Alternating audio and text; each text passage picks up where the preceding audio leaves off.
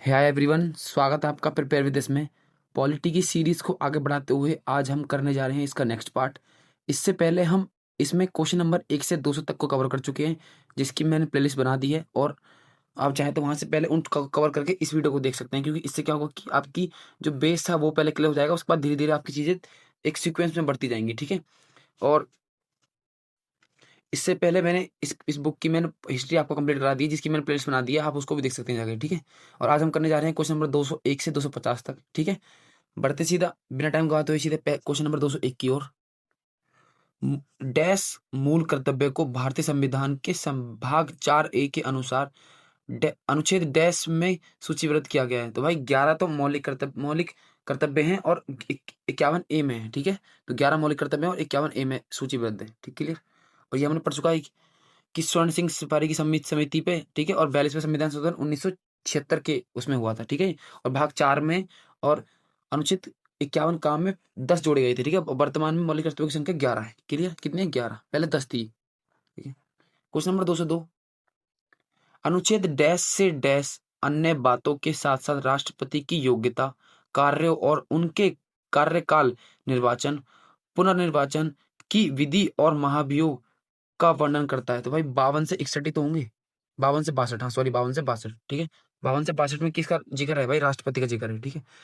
अनुच्छेद 52 बताता है कि भारत राष्ट्रपति का पद, ठीक है, भारत का एक राष्ट्रपति होगा। और 54 बताता है कि राष्ट्रपति का निर्वाचन, कि किस किस तरीके से निर्वाचन होगा। और 56 बताता है भाई कि राष्ट्रपति का कार्यकाल, ठीक है। 56 क्या बताता है? कार्यकाल। 54 बताता है राष्ट्रपति का निर्वाचन। और 52 में कि भारत का एक राष्ट्रपति होगा, क्लियर। और 60 बताता है राष्ट्रपति की शपथ। और 61 बताता है राष्ट्रपति पर महाभियोग, ठीक है। 61 क्या बताता है? राष्ट्रपति पर महाभियोग। और 60 बताता है राष्ट्रपति पद की शपथ, क्लियर। बढ़ते हैं क्वेश्चन नंबर 203 की ओर। भारतीय संविधान का कौन सा अनुच्छेद भारत के उपराष्ट्रपति के पद को अनिवार्य करता है? तो भाई 63 के अंदर है, 63 के अंदर, ठीक है। और 64 में वो एक सभापति होगा राज्यसभा का, ठीक है। 63 भारत के उपराष्ट्रपति का पद। और 66 में है उपराष्ट्रपति का निर्वाचन, ठीक है, 66 में। और 67 में है राष्ट्रपति का कार्यकाल, ठीक है। उपराष्ट्रपति का कार्यकाल किसमें? 67 में। और 69 में उपराष्ट्रपति पद की शपथ, ठीक है। 69 में क्या है? उपराष्ट्रपति की शपथ। और 67 में क्या है? उपराष्ट्रपति का कार्यकाल। और 66 में है उपराष्ट्रपति का निर्वाचन, क्लियर। बढ़ते हैं क्वेश्चन नंबर 204 की ओर। भारतीय संविधान का कौन सा अनुच्छेद राष्ट्रपति और उपराष्ट्रपति के निर्वाचन से संबंधित सशक्त विषय से संबंधित है? भाई 71 है, ठीक है। जो इनके मामले होंगे वो संसद के पास जाएंगे, ठीक है। 71 में इनका विवाद है, जो इलेक्शन से रिलेटेड विवाद है, ठीक है। भारत के राष्ट्रपति तथा उपराष्ट्रपति के चुनाव से जुड़े विवादों की जांच और निर्णय सर्वोच्च न्यायालय करेगा और सर्वोच्च न्यायालय का फैसला अंतिम माना जाएगा, ठीक है। जब इनके बीच में इलेक्शन में कुछ विवाद होगा, मतलब कुछ धांधली वांधली मिलती है, तो वो सीधे संसद के पास जाएगा और उसी का ही सर्वोच्च न्यायालय उसके पास जाएगा और उसी का ही लास्ट डिसीजन होगा, ठीक है। और उस वही मानने को होगा, ठीक है। Question number 205। भारत के संविधान का निम्नलिखित में से कौन सा अनुच्छेद भारत के राष्ट्रपति को सजा या सजा के मामले में क्षमा करने का अधिकार है? तो भाई 72 में ही तो है। किसमें? 72 में। क्योंकि मृत्युदंड को क्षमा करने की शक्ति सिर्फ राष्ट्रपति के पास है और किसी के पास नहीं है, ठीक है। अनुच्छेद 65। राष्ट्रपति का पद रिक्त होने की स्थिति में उपराष्ट्रपति राष्ट्रपति के रूप में कार्य करेगा, ठीक है। कार्यवाहक राष्ट्रपति बन जाएगा वो, ठीक है, कार्यवाहक। और उसे सैलरी भी राष्ट्रपति वाली मिलती है, ठीक है, सैलरी भी राष्ट्रपति वाली मिलती है, क्लियर। और 66 में है उपराष्ट्रपति का चुनाव। 78 में है राष्ट्रपति को सूचना देने के संबंध में प्रधानमंत्री के कर्तव्य है, ठीक है, क्लियर। 78 में क्या है कि जो राष्ट्रपति हैं, सूचना देने के संबंध में प्रधानमंत्री कर्तव्य, मतलब कि क्या चल रहा है डिपार्टमेंट में, वो प्रधानमंत्री राष्ट्रपति को बताएंगे, ठीक है, क्योंकि वो पूरे इस देश को अकेले नहीं देख सकते, ठीक है, क्लियर। Question number 206। भारत के संविधान के अनुच्छेद 103 के तहत संसद के किसी भी सदन की बैठक का गठन करने के लिए आवश्यकता गणपूर्ति सदन के सदस्यों की कुल संख्या का डैश भाग है? तो भाई ये होता है 1/10, ठीक है, 1/10 होता है, ठीक है। 1/10 भाग होना चाहिए जब भी कोई आपका कोरम पूरा होगा, ठीक है।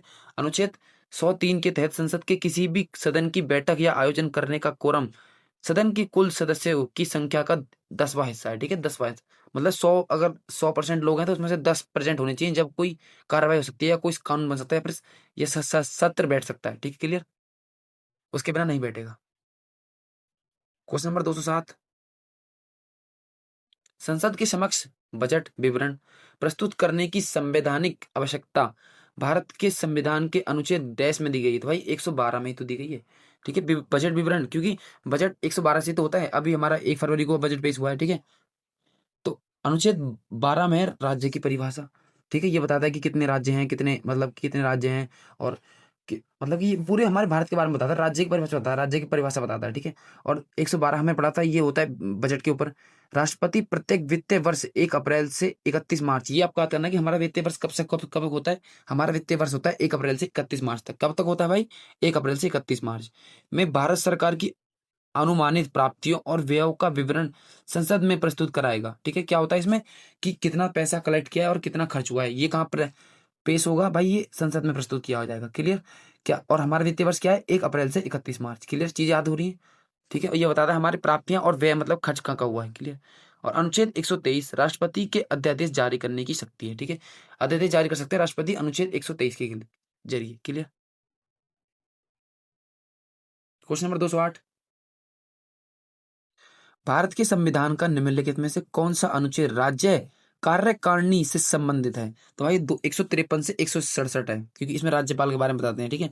राज्य की कार्यकारिणी में राज्य विधानमंडल और राज्य सरकार की विधायिका होती है, ठीक है। जो राज्य की कार्यकारिणी होती है उसमें क्या होता है? इसमें राज्य की विधानमंडल और राज्य की विधायिका होती है, ठीक है। और राज्य विधानमंडल में राज्यपाल, राज्यपाल, विधान परिषद और विधानसभा होती है, ठीक है। राज्य विधानमंडल में क्या क्या होता है? राज्यपाल होते हैं और विधान परिषद होती है और विधानसभा होती है। क्लियर? इन तीन चीजों से मिलके, जैसे संसद मिलकर बनती है लोकसभा, राज्यसभा और राष्ट्रपति से, इसी तरीके से मिलती है। इसी तरीके से राज्य विधानमंडल बनता है राज्यपाल, विधान परिषद और विधानसभा से। क्लियर? क्वेश्चन नंबर 209, भारतीय संविधान का कौन सा अनुच्छेद राज्यपाल की क्षमादान की शक्ति से संबंधित है? भाई 161 है, ठीक है। 161, इसको हम पहले भी पढ़ चुके हैं, ठीक है। क्वेश्चन नंबर 201, 210, भारतीय संविधान का कौन सा अनुच्छेद राज्य की सरकार के कार्यों के संचालन से संबंधित है? तो भाई 166 में है, जो राज्य के जो कार्य होते हैं ना उनके संचालन से संबंधित कौन सा आर्टिकल है? 166। क्लियर? 167 में बताया गया भाई राज्यपाल को सूचना आदि के संबंध में मुख्यमंत्री के कर्तव्य, ठीक है। जिस तरीके से मैंने बताया था कि राष्ट्रपति अपेक्षा करता है कि मंत्री, प्रधानमंत्री और उसकी मंत्रिपरिषद उन्हें समय समय पर सूचना देगी, इस तरीके से राज्यपाल भी आर्टिकल 167 के जरिए अपेक्षा करता है कि जो मुख्यमंत्री है उस स्टेट का, वो उन्हें बताता रहे बीच बीच में कि क्या चल रहा है, ठीक है। और अनुच्छेद 168 में है कि राज्य में विधानमंडलों का गठन, ठीक है। विधानमंडलों का गठन किससे होगा? 168 के जरिए, ठीक है। और 169 से होगा विधान परिषद का गठन। क्लियर? क्वेश्चन नंबर 211, भारतीय संविधान का अनुच्छेद 76 डैश से संबंधित है? तो भाई ये तो उससे है ना, भारत के महान्यायवादी से। 76 तो महान्यायवादी से, ठीक है, महान्यायवादी से। क्वेश्चन नंबर 212, भारत के संविधान में निम्नलिखित में से किस अनुच्छेद के अनुसार सर्वोच्च न्यायालय अपने निर्णयों का आदेश की समीक्षा कर सकता है? तो भाई वो 137 के जरिए कर सकता है, ठीक है। जो क्वेश्चन एक बार दोबारा पढ़ेंगे अगर आपको समझ नहीं आया तो, भारत के संविधान में निम्नलिखित में से किस अनुच्छेद के अनुसार सर्वोच्च न्यायालय अपने निर्णयों या अध्यादेश की समीक्षा कर सकता है? तो भाई 137 के जरिए कर सकता है, ठीक है। अब एक बार डिटेल में जान लेते हैं। अनुच्छेद 137 सर्वोच्च न्यायालय को यह शक्ति देता है कि वह अपने निर्णयों या आदेशों पर पुनर्विचार कर उन्हें बदल सकता है। मतलब कि इसे शक्ति है कि अगर इसने कोई स्टेटमेंट दे दी है उसको ये चेंज कर सकते हैं 137 के जरिए, ठीक है। सुप्रीम कोर्ट जो सबसे पावरफुल है, ठीक है। क्वेश्चन नंबर 213, भारतीय संविधान का निम्नलिखित में से कौन सा अनुच्छेद भारत के नियंत्रक एवं महालेखा परीक्षक के लिए एक स्वतंत्र कार्यालय का प्रावधान करता है? तो भाई वो 148 तो होगा, 148। क्लियर? ठीक है, 148 के जरिए करता है, ठीक है। क्वेश्चन नंबर 214, भारतीय संविधान का कौन सा अनुच्छेद भारत के नियंत्रक महालेखा परीक्षक के कर्तव्य और शक्तियों से संबंधित है? भाई वो कुछ आर्टिकल 149 है, ठीक है। आर्टिकल 149 में क्या भाई हमारा जो भारत का नियंत्रक और महालेखा परीक्षक, ठीक है, जिसे बोलते हैं कैग, वो है 149 में, ठीक है। भारत के संविधान के भाग 5 148 से 151 में भारत का नियंत्रक एवं महालेखा परीक्षक के बारे में बताया गया, ठीक है। ये होता कौन है भाई? ये होता है भारत सरकार का जो लेखा जोखा करता है, कितना खर्च हो रहा है, कहाँ खर्च हो रहा है, ये सही सही तरीके से खर्च हो रहा है कि नहीं हो रहा है, ठीक है, ये देखता है ये। क्वेश्चन नंबर 215, भारतीय संविधान के अनुच्छेद 157 में कहा गया है कि किसी राज्य के राज्यपाल की नियुक्ति होने के लिए किसी व्यक्ति द्वारा निम्नलिखित में से कौन सी योग्यता पूरी की जानी चाहिए? तो भाई इसे बताना है हमें कि उसे उसे एक भारतीय नागरिक होना चाहिए। तो भाई ये तो है, ये तो मानिए, ये तो एकदम एक्यूरेट है। और उसने 35 वर्ष की आयु पूरी कर ली हो, तो भाई ये दोनों करेक्ट एकदम सही है। ठीक है, 35 वर्ष की आयु चाहिए राज्यपाल के लिए और भारत का नागरिक हो। क्लियर। अनुच्छेद 159 में राज्यपाल की शपथ का प्रावधान किया गया है और राज्यपाल को उस राज्य के उच्च न्यायालय यानी हाई कोर्ट के मुख्य न्यायाधीश के समक्ष शपथ लेनी होती है। ठीक है, किसके किसके समक्ष? मुख्य न्यायाधीश के। ठीक है, जो हाई कोर्ट में जज होंगे। क्वेश्चन नंबर 216, संविधान के भाग 4 में डैश सॉरी भाग 6 संविधान के भाग 6 में अनुच्छेद डैश राज्य विधायिका के संगठन संरचना अवधि अधिकारियों प्रक्रियाओं विशेषाधिकारों शक्तियों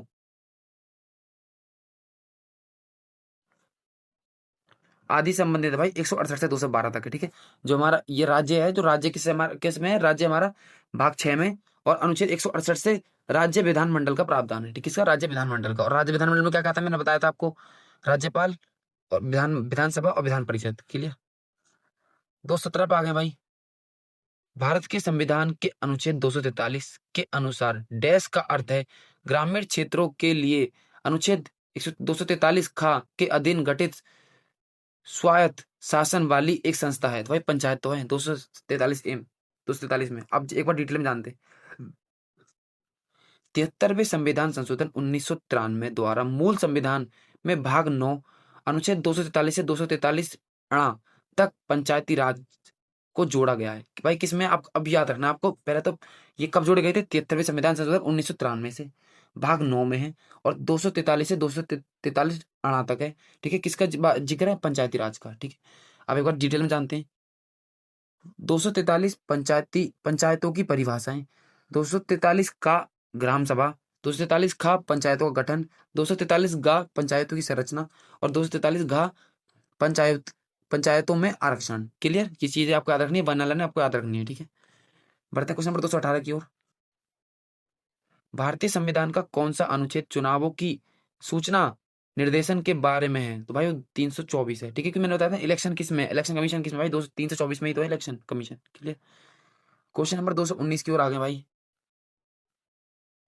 आपातकाल के दौरान किन मौलिक अधिकारों को निलंबित नहीं किया जाता? भाई बताया था मैंने, ये क्लास भाई इसीलिए कहते हैं पहले क्लास देखनी चाहिए, क्योंकि मैंने आपको पहले क्लास में ये चीज डिटेल में बताई है। ठीक है, तो 20 और 21 को नहीं करते हैं निलंबन, बाकी सारे मौलिक अधिकार बंद खत्म हो जाते हैं। ठीक है, राष्ट्रीय आपातकाल 352 के अनुसार 20 तथा 21 को छोड़कर समस्त मूल अधिकार निलंबन किया जाते हैं, मतलब कि सस्पेंड हो जाते हैं। ठीक है, इसको इनको छोड़ के। क्लियर। क्वेश्चन नंबर 220, भारतीय संविधान में अंतिम अनुच्छेद को संख्या डैश दी गई है मई 2022 तक प्राप्त जानकारी के अनुसार? भाई 395। ठीक है, अब तो शायद 440 प्लस हो गए हैं, 395 दी गई है। ये तो थोड़ा करंट का क्वेश्चन हो गया। मूल अनुच्छेदों की संख्या संविधान में आज भी 395 है, लेकिन बाकी जो है वो संशोधन जोड़े गए संशोधन से। क्लियर। ठीक है, क्वेश्चन आपको दिया जाएगा कि संविधान में मूल अच्छा अनुच्छेद कितने थे? भाई आपको 395 बताना है, क्योंकि जो संशोधन वाले हैं उसमें नहीं जोड़ जाते हैं। ठीक है, नेक्स्ट पढ़ते हैं भाई। हालांकि समय समय पर होने वाले संशोधनों के तहत कारण आज कुल अनुच्छेदों की संख्या 248 है। मैंने बोलता हूँ 40 के करीब है, तो 248 हो गई है। ठीक है, अगर वो मूल पढ़ देगा तो आपको बताना है कि कितने वो हैं, तो कितने हैं, मतलब अभी भी 395। लेकिन कभी वो आपसे ऐसा क्वेश्चन नहीं पूछेगा कि वर्तमान में कितने आर्टिकल हैं, क्योंकि ये बढ़ते बढ़ते बढ़ते कम रहते हैं। ठीक है, क्वेश्चन नंबर 221, भारत के संविधान की कौन सी अनुसूची संघ राज्य और संवर्ती सूची? भाई 7वीं अनुसूची है, 7वीं। ठीक है, इन तीनों के बारे में जिक्र किया गया। के लिए क्वेश्चन नंबर 222, भारत के संविधान में अनुसूचियों की संख्या कितनी है? भाई 12 ही तो है। अनुसूची कितनी? 12 है भाई, 12। क्लियर। एक बार डिटेल में जानते हैं। मूल संविधान में अनुसूचियां 8 थी। ठीक है, 395 तो आर्टिकल थे मूल में और 8 अनुसूचियां थी। ठीक है, और 22 भाग थे। क्लियर, परंतु वर्तमान में इनकी संख्या 12 है। क्लियर। क्वेश्चन नंबर 223, नगर पालिकाओं की शक्तियां प्राधिकार और उत्तरदायित्व किस अनुसूची के अंतर्गत आता है? भाई 12वीं में आता है। मुझे नगर पालिका संबंधित अनुसूची पूछ लेना आपसे तो आपको 12वीं बताना। 12वीं, 10वीं आपकी दल बदल से है, 9वीं आपकी भूमि सुधार से थे, जो पहली संविधान संशोधन से जोड़ी गई थी। अगर आपसे पूछ ले कि भारत का पहला संविधान संशोधन किससे रिलेटेड था? भाई वो भूमि सुधार से था और वो 9वीं अनुसूची में जोड़ा गया था। क्लियर। एक बार डिटेल में जानते हैं। 9वीं अनुसूची प्रथम संविधान संशोधन 1991 के द्वारा जोड़ी गई थी। इसमें संपत्ति के अधिग्रहण की विधियों का उल्लेख किया गया है। मतलब कि कोई लोग अगर मान लीजिए, इसको मैं आपको समझाता हूँ, जैसे मान लीजिए आपकी जमीन रोड के बीच में है और उस टाइम पे ये आर्टिकल नहीं था कि संपत्ति का अधिकार नहीं था। इसमें संपत्ति का अधिकार था सबके पास। इसमें क्या होता था कि अगर वो जिसकी जमीन है वो देता नहीं था, क्योंकि उसके पास राइट था कि भाई मैं नहीं दे रहा मेरी जमीन। जब से ये 9वीं अनुसूची जोड़ी गई है तो आप सरकार चाहे तो आपसे उस जमीन को पैसे देके या फिर कैसे तरीके से भी ले सकती है आपको। क्लियर। 10वीं अनुसूची दल बदल से, जो कब जोड़ी गई थी, 52वें संविधान से। ठीक है, एक बार डिटेल में जानते हैं। 10वीं अनुसूची 52वें संविधान संशोधन 1985 के द्वारा जोड़ी गई थी। इसमें दल बदल से संबंधित प्रावधानों का उल्लेख है। क्लियर। अब 11वीं देख लेते हैं, 11वीं किससे है भाई। 11वीं जोड़ी गई है 73वें संविधान संशोधन 1993 से द्वारा जोड़ी गई है। इसमें पंचायती राज को कार्य करने के 29 विषयों का उल्लेख है। ठीक है, 29 विषय पर पंचायती राज कार्य कर सकता है। ठीक है, और 12वीं अभी हमने पढ़ा था नगर पालिकाओं से, जो 74वें संविधान संशोधन 1993 से जोड़ी गई है। इस अनुसूची को जोड़ा गया। इसमें शहरी क्षेत्रों में नगर पालिकाओं को कार्य करने के लिए 18 विषय दिए गए। कितने दिए भाई? 18 विषय दिए गए। क्लियर। क्वेश्चन नंबर 224, भारतीय संविधान की किस अनुसूची में भारतीय गणराज्य की भाषाएं, भाई 8वीं अनुसूची में, जिसमें भाषाएं को जिक्र है। अब एक बार डिटेल में जानते हैं जहां आपकी सारी चीज क्लियर हो जाएंगी। 8वीं अनुसूची, इसमें भारत की 22 भाषाओं का वर्णन है। भाई कितनी भाषाएं? अब आपसे पूछ ले कि 8वीं अनुसूची में कितनी भाषा है, 22 भाषाएं। ठीक है, और मूल संविधान में 14 भाषा थी, 14 भाषाएं थी। कितनी थी? 14 भाषाएं थी, और आज कितनी है? 22 भाषाएं के लिए। क्वेश्चन नंबर 225, निम्नलिखित में से कौन सा कर्तव्य भारतीय संविधान के 42वें संशोधन द्वारा नहीं जोड़ा गया था? हमने सारे पढ़ रखे हैं, ट्रिक से भी याद कर रखे हैं, हम तुरंत बता देंगे इसका आंसर। तो भारत की संप्रभुता, एकता, अखंडता की रक्षा करना, तो अक्षुण्ण रखना, 6 से 14 वर्ष के बच्चों की प्रतिपाल्य को शिक्षा के अवसर प्रदान करना, देश की संपत्ति की, सार्वजनिक संपत्ति की रक्षा करना। भाई 6 से 14 वाला नहीं है ना इसमें। देखो, 6 से 14 वर्ष की आयु के बीच बच्चों का प्रतिपाल्य को शिक्षा के अवसर प्रदान करना, भाई ये नहीं है कहीं कोई भी। ठीक है, ये आर्टिकल नहीं है, ये मौलिक कर्तव्य नहीं है। एक बार डिटेल में जानते हैं। 42वां संविधान संशोधन 1976 सरदार स्वर्ण सिंह की सब सिफारिश पर हुआ था। ठीक है, और इसे मिनी संविधान भी कहते हैं। मिनी क्या कहते हैं? इसे मिनी संविधान। इसे मार्क करेंगे, इंपॉर्टेंट। ये लाइन हमने अभी तक नहीं पढ़ी थी, ये हमारे सामने अब आई है, तो क्या करेंगे? इसे मिनी संविधान भी कहते हैं। क्लियर।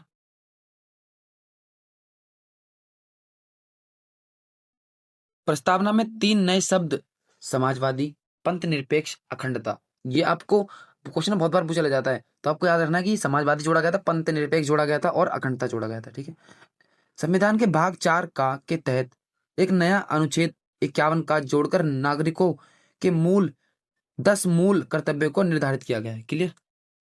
51 ए में तो है भाई, जो अब तो 11 है। ठीक है, किस भारतीय प्रधानमंत्री के कार्यकाल में भारतीय संविधान में मौलिक कर्तव्यों को शामिल किया गया था? तो भाई वो इंदिरा गांधी तो थी, इंदिरा गांधी तो थी भाई। अभी हम कितनी बार पढ़ चुके हैं इस क्वेश्चन को। क्वेश्चन नंबर 227, निम्नलिखित में से क्या वर्ष 1950 में अपनाए गए मूल भारतीय संविधान का हिस्सा नहीं था?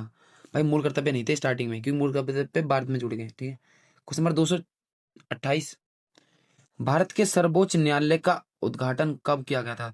तो भाई वे 28 जनवरी 1950 को। ठीक है, संविधान लागू होने के 2 दिन बाद। क्लियर। अब सर्वोच्च न्यायालय के बारे में एक बार डिटेल जानते हैं। भारत भारतीय संविधान के भाग 5 के अनुसार 124 से 147 तक सर्वोच्च न्यायालय के प्रावधान वर्णित हैं। कितने से?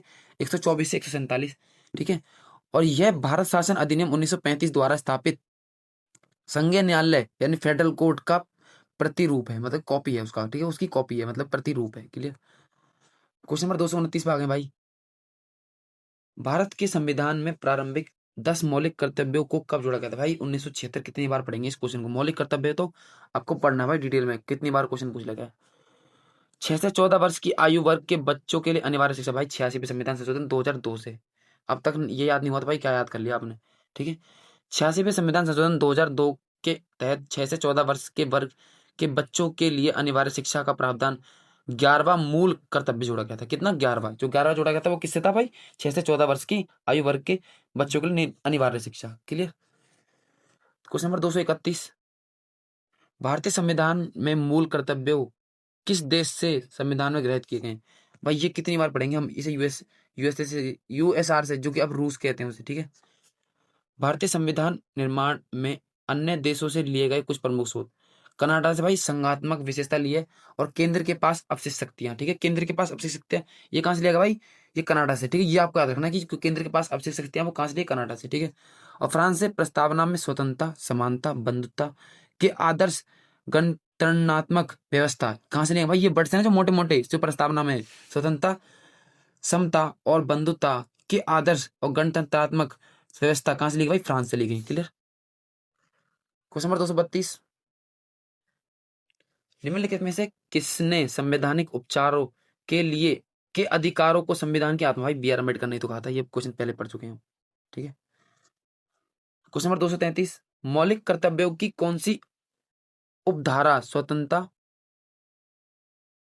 के लिए हमारे राष्ट्रीय आंदोलन को प्रेरित करने वाले उच्च आदर्शों को हृदय में संजोए, भाई ये मैंने बताया था आपको, ट्रिक्स बताया था ना, बी फॉर बापू, ठीक है, ए से एंथम था जिसमें राष्ट्रगान था, और बी से जो दूसरा था उसे बोलते हैं भाई, बी वाला था उपधारा बी, ठीक है, ये किससे था, बी फॉर बापू, और इसमें ये था, ठीक है, ये हम पढ़ चुके हैं पहले भी, मैंने ट्रिक्स आपको याद कराई थी। क्लियर। क्वेश्चन नंबर 234, भाई इसलिए कहता हूँ पहले क्लास देख लो क्योंकि आपको फायदा मिलेगा आगे क्लास में, क्योंकि इसमें जैसे इसमें दे रखा प्रश्न नंबर 105 की व्याख्या देखिए, जब आपने 105 देखा ही नहीं होगा तो आप यहाँ तक कैसे आ जाएंगे, ठीक है, तो आपको पहले क्लियर करना है, ठीक है। क्वेश्चन नंबर 234, किस संवैधानिक संशोधन द्वारा संविधान में मूल कर्तव्य को जोड़ा गया था, भाई 42वें संविधान से, भाई कितनी बार ये क्वेश्चन आ गया, कितनी बार, एक और मौलिक कर्तव्य क्वेश्चन आ गया, मौलिक कर्तव्यों के बारे में अनुशंसाएं करने के लिए डैश समिति का गठन किया गया था, भाई स्वर्ण सिंह समिति का ही तो किया गया था।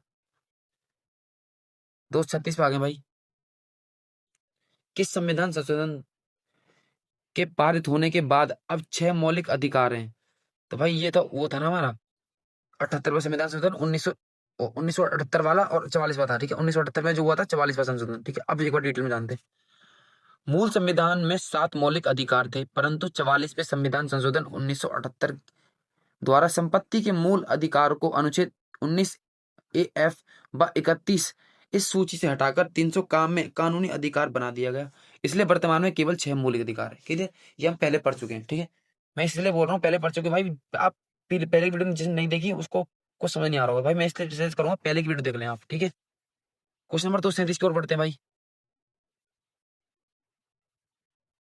भारतीय संविधान का भाग 4A किससे संबंधित है, भाई मूल कर्तव्य से। अरे भाई कितनी बार ये क्वेश्चन आ गया मूल कर्तव्य वाला।